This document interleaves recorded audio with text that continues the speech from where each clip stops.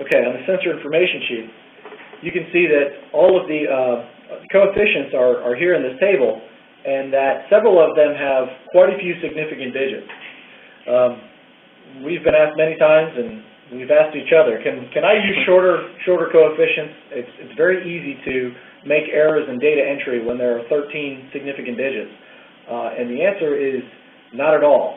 These third-order polynomial expansions are particularly sensitive to each of the digits that we publish, and in order to get the calibrated wavelength measurement, then all of those coefficients have to be entered. So there is a shortcut built into Nlight that allows this to be done in a relatively simple fashion. If you receive a digital copy or an electronic copy of the sensor information sheet, then these values can simply be copied, and I've got mine set up in Excel here. These can simply be copied as a group in order, and then pasted starting at the top. Basically, put the cursor in the first entry and just hit paste, and it will populate all those for you. So there's no danger of transposing or omitting some of those very important digits.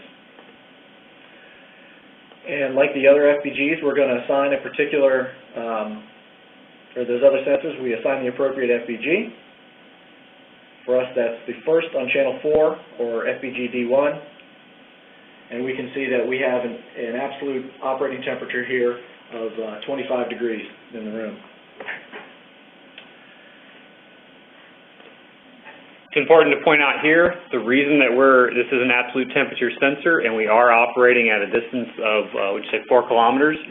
If we had not used distance compensation, and Todd can demonstrate that by temporarily turning off distance compensation, you would see that the reported temperature is not what you're expecting.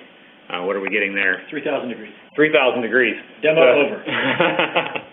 So that explains, in a real short way, the importance of distance compensation, particularly for absolute temperature sensors.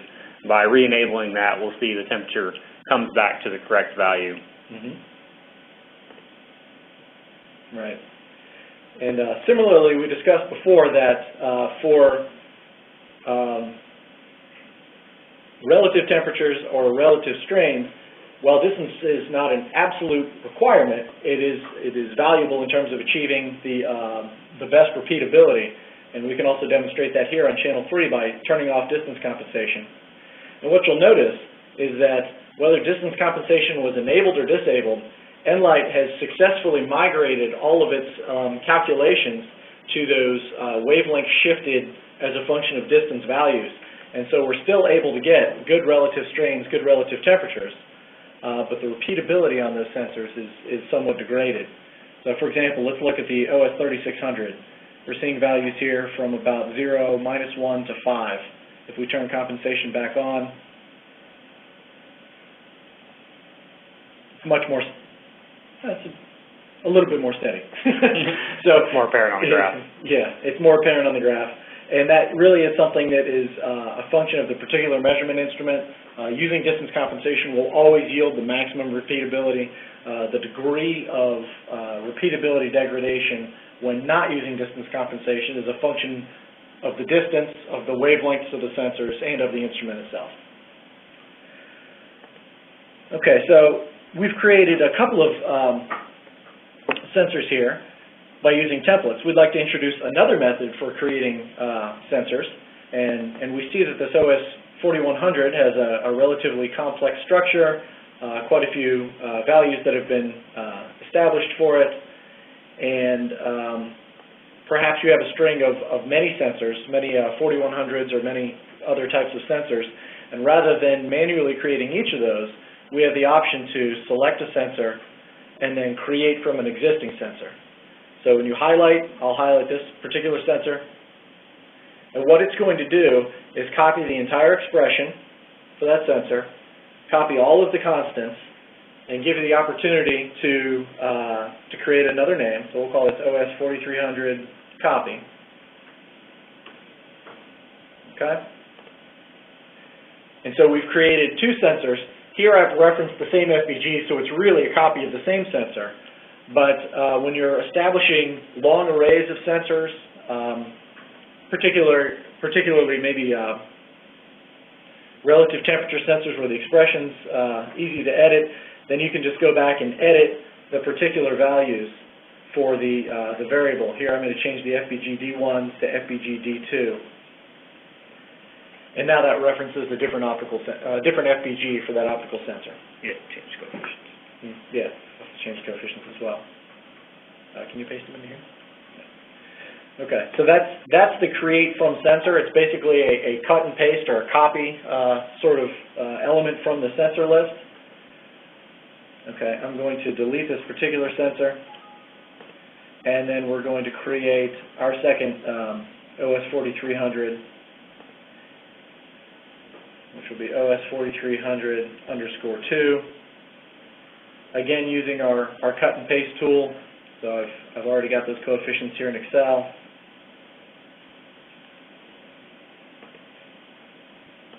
I'm going to paste those back in. Select the FBG as FBG-D2. Okay. And in a slightly different location, we're seeing a difference in temperature of a couple of degrees. And Dan recommends that I save my configuration. A very good point. We've gone through a lot of work here to establish our gains and make sure we're tracking our peaks correctly, to create our FBG elements, to assign the distances correctly, and to create all of our sensor elements and establish the bins. I would say it's a good time to save.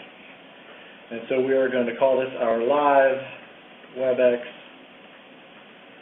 demo configuration file. Okay? We have a question here about, I think Dan referenced a new feature, the relative T and the temperature compensation. And I think a question that probably stemmed from that is, when I download the latest Nlight version, can I keep using my software configuration, the FBG settings? And in general, the answer to that is, I believe the answer to that is yes. That is, we go from Nlight version to Nlight version, that the configuration files that you've established for one version will be compatible with the upgraded version of Nlight as we release it. And that's with one significant exception. And that was when we rolled Nlight from version 0.9xxx to version 1.0xxx. That is when we introduced this concept of relative T, and we introduced several different elements that while we very much strive to maintain compatibility with all configuration files, and that will continue to be one of our goals, that was such a key and important element of functionality that was missing from the software that we were obligated to break compatibility with the old configuration files.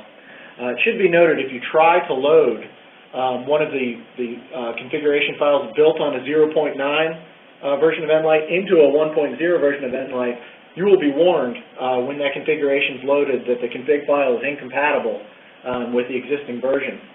It will allow you to proceed even though it's incompatible because you may not be using some of those elements and you may still be able to get some good results, but as a user you would want to be aware that there are certain features that were not compatible with your original config file. The biggest problem in going from pre-1.0 to post-1.0 files is they will load in. They may produce inaccurate results if you were using a feature we used to support, which was referencing on the FBGs themselves.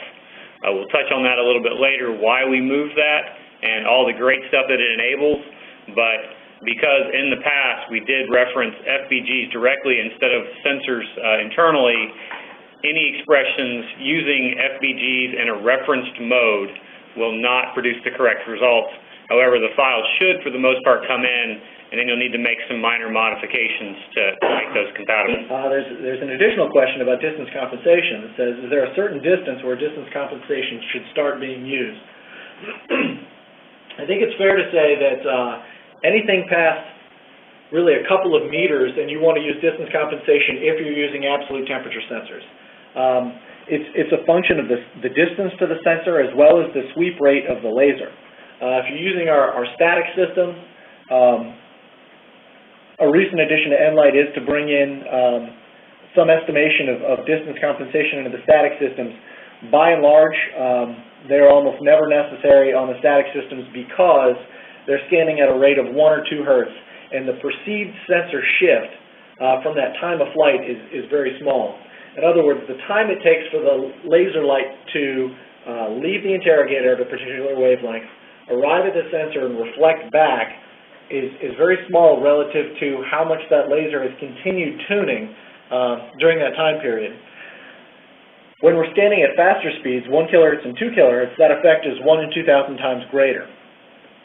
And so even with a meter of fiber or 2 meters of fiber, you'll see as much as a 2 to 4 picometer shift in the wavelength of the sensor, which for some of these absolute temperature sensors can manifest as, a half a degree or something like that. So it really depends upon your sensitivity to offsets in the measurements. You can evaluate I'd say really up to probably a couple of 100 meters at a kilohertz. You don't see a tremendous degradation in the repeatability of normalized measurements or reference measurements like strain measurements. It's really when you're into the kilometers is where you see appreciable degradation in the repeatability. And in the user manual, there's an appendix that discusses time of flight delays and swept laser measurements, and you can see the types of wavelength shifts that are predicted for different scan rates at different distances. Okay, so looking at our outline, we spoke of sensor templates. We talked about cut and paste shortcuts that we use for all of those 13-digit coefficients for our temperature sensors, color cues, delta T, and the calculation shorthand expression. We looked a little bit at sensor duplication.